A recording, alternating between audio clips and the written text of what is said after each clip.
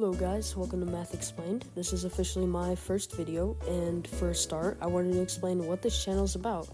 So basically, it's just me, a high school student, giving other students out there instructions in simple words on how to solve problems that were given to us in class, like right now that we're currently learning, or just some stuff that we can't remember. Now, I know that in class, the instructions given to us are kind of hard. They're putting complex vocabulary, complex words. I'm just here to make everything in class simple, online, through videos. I'm just here to make your life easier.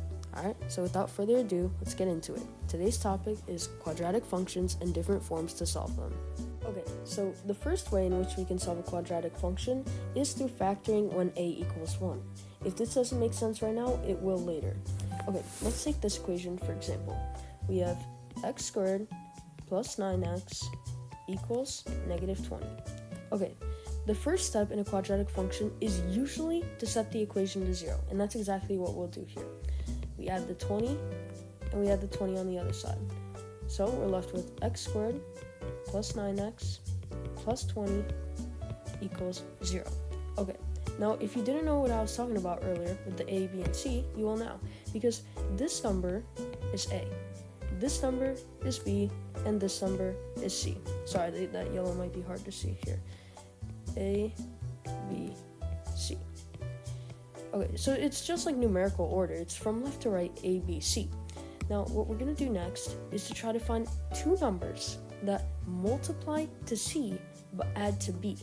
So, for this case, it would actually be 4 times 4 and 5, because 4 times 5 equals 20, and 4 plus 5 equals 9. You see how the 9 equals B, and the 20 equals the C. So now we have those two numbers. What do we do with those two numbers? Well, that's a good question, because what we're going to do now is split this equation up into two parentheses.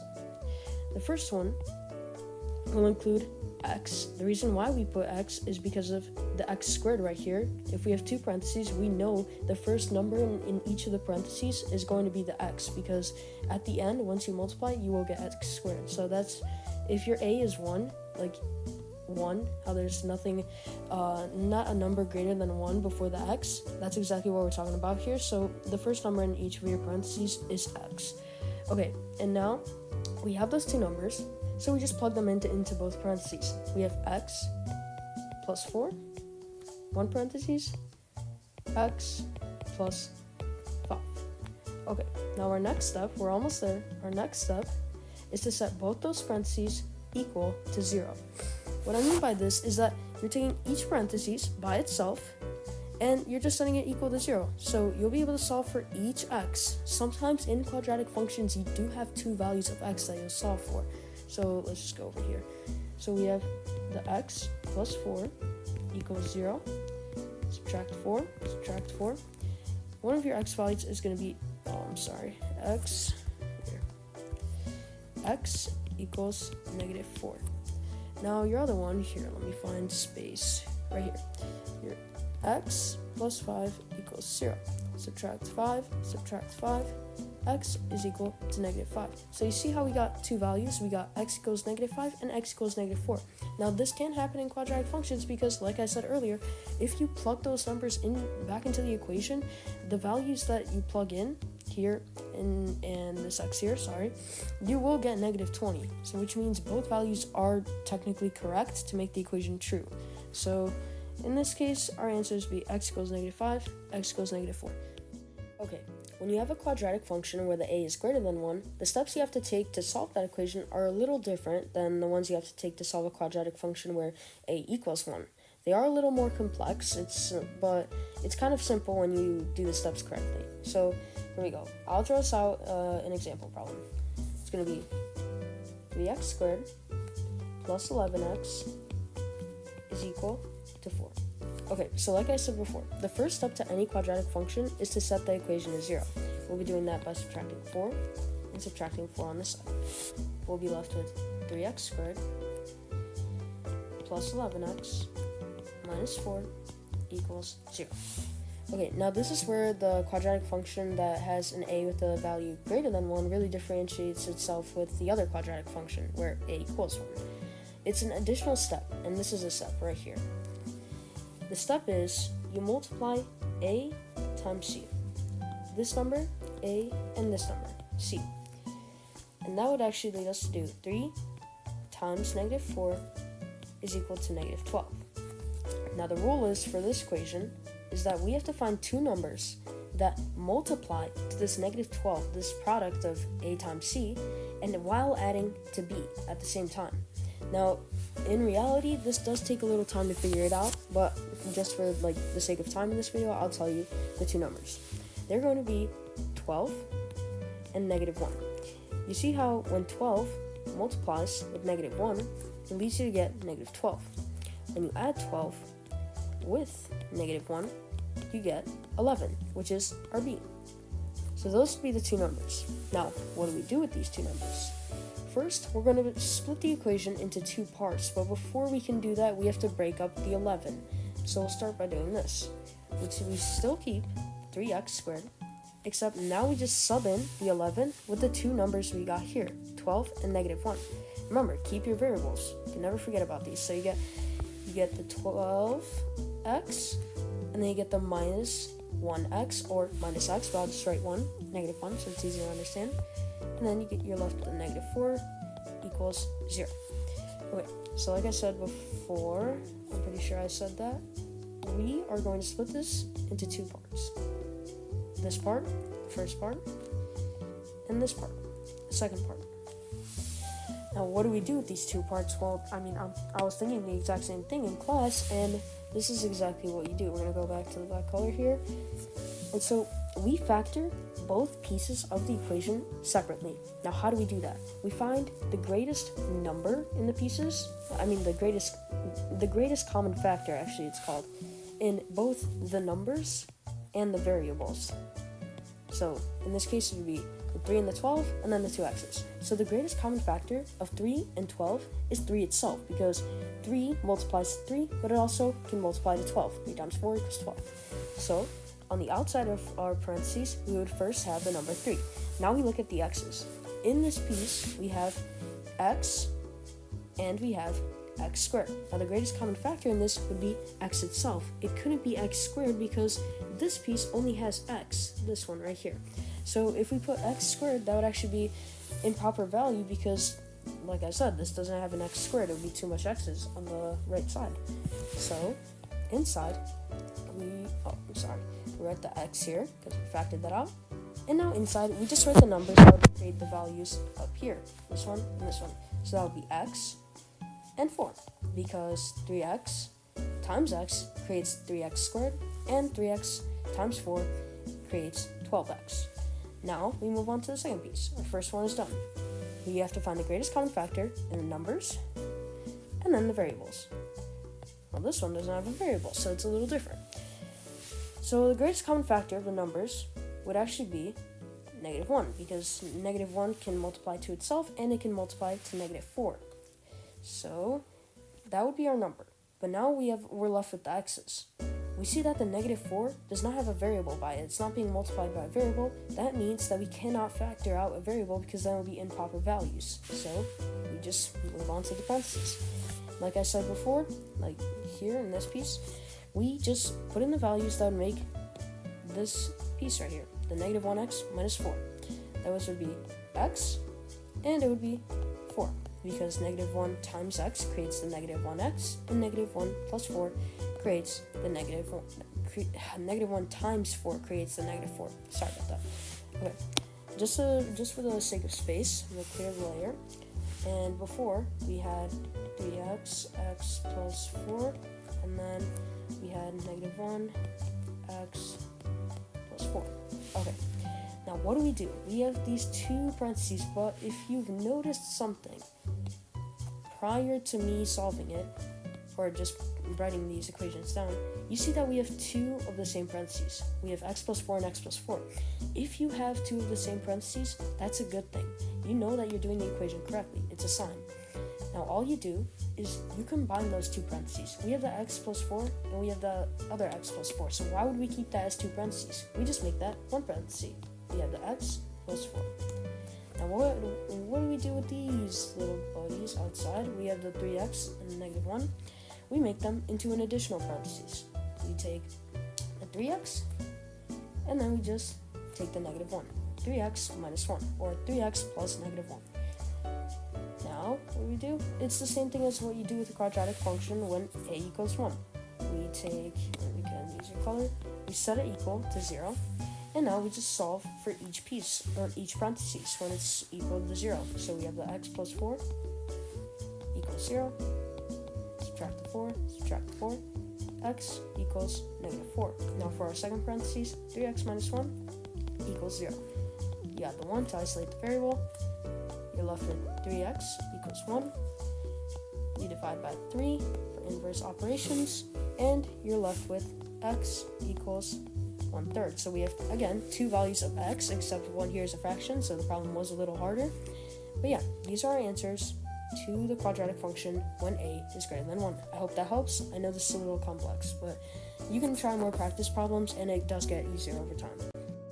Now, another method that you can solve quadratic functions is through using square roots. Now, this is the easiest method in which you can use to solve functions. However, it is not applicable to every problem because every problem is specific and different in its own way. Yeah, this is just how the method works. I mean, it's a hit or miss. It's either the best thing or just completely useless. So we'll start with the practice problem. I mean, if a problem works with this method, it's one of the easiest things you can do to solve it. So 3x squared plus 17 is equal to 209. That's going to be our practice problem. Okay. I'm going to summarize this whole method. All you do is just you isolate the x and then you square root it. So we would do that by subtracting the 17, subtracting the 17. We're left with 3x squared is equal to 192. Now we take this 3x and we divide by 3, the 3x squared, just to isolate the x squared. 192 divided by 3, and you're left with x squared is equal to 64. Now, the last step of this quite easy method to use for quadratic functions is just square rooting it. Square rooting both sides specifically. So we would square root the x squared. Now, everyone knows when you square root an x squared, you get rid of the 2 at the top, so you're just left with x. And then you would square root 64.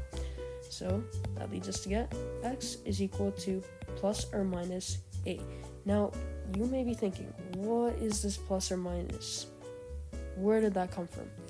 That's just a fancy symbol for saying that x is either positive or negative 8, that both numbers work. Because if you check your work and you substitute a positive 8 into this first initial equation, the values on the left side will be equal to the values on the right.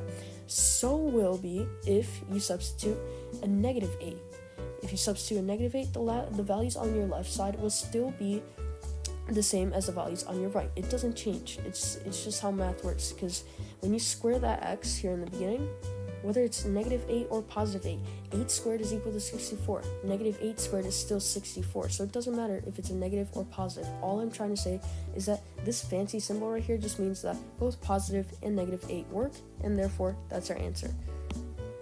Now, the last way that you can solve a quadratic equation is, in my opinion and in many other people's opinion, the best way to solve those equations. The reason why is because the quadratic formula is the most consistent, the most applicable, and generally the most easiest way to solve a quadratic equation once you've memorized the formula. All it is plugging in numbers, simplifying, and then just isolating the x. That's all you do.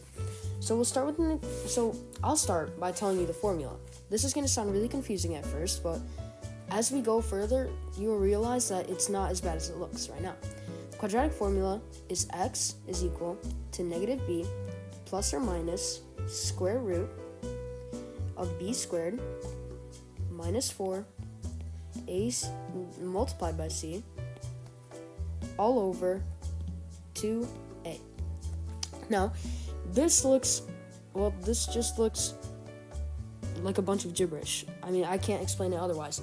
This just looks confusing. It looks hard. It looks like terribly messed up because there's too many numbers, too many variables all in the same place at one time.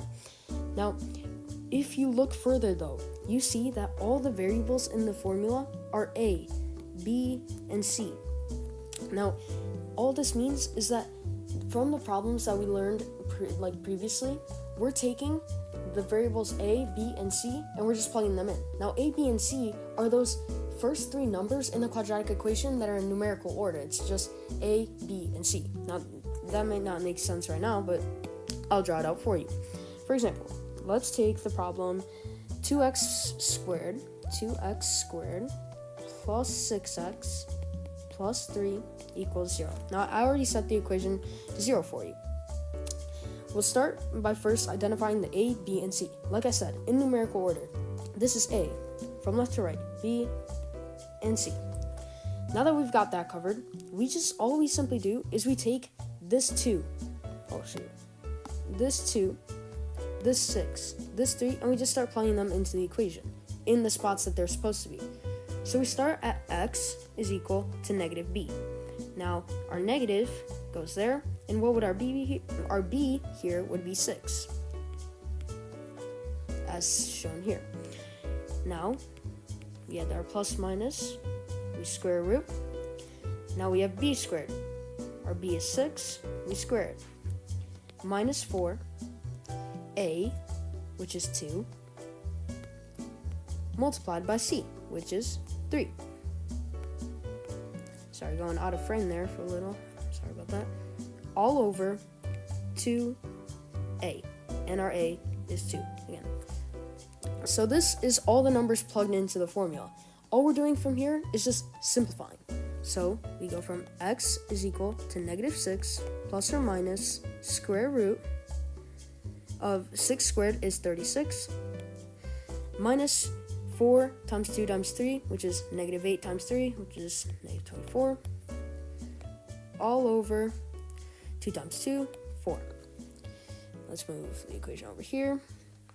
We keep simplifying furthermore. We keep going. X is equal to negative 6 plus or minus square root of 36 minus 24, 12, all over 4. Now this is legitimately the only tricky part of a quadratic formula.